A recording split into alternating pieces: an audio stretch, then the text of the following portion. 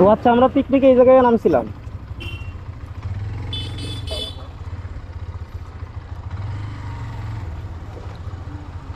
আমরা পিকনিকের সময় টলার পিকনিকে এই ঘাটে এসে নামছিলাম।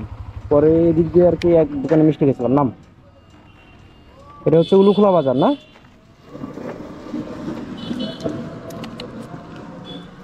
উলুখোলা বাজার, আর এটা হচ্ছে টলার ঘাট।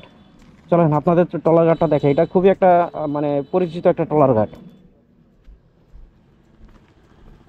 এটা হচ্ছে খুবই পরিচিত একটা টলার ঘাট। এখান থেকে তো এমনি নৌকা টলার ছাড়েই, আর হচ্ছে এইগুলো হচ্ছে সব হচ্ছে ওই যে টলার পিকনিকের টলারগুলো, যে টলারগুলো পিকনিক ইউজ করা হয়।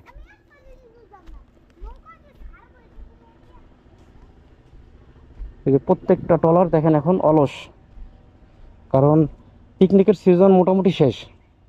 টলার পিকনিকের সিজন মোটামুটি শেষ। এখন প্রত্যেকটা টলার অলস বসে আছে। এখন হচ্ছে যখন আপনি মানে পিকনিকের যখন সিজনটা থাকে, তখন একটা ট্রলার পাওয়া খুবই কষ্টকর হয়ে যায়। আমরা হয়তো এর আগে বেশ কয়েকটা ট্রলার পিকনিকে মানে ইনভাইটেড ছিলাম, কয়েকটাতে গেছি, খুব বেশি না।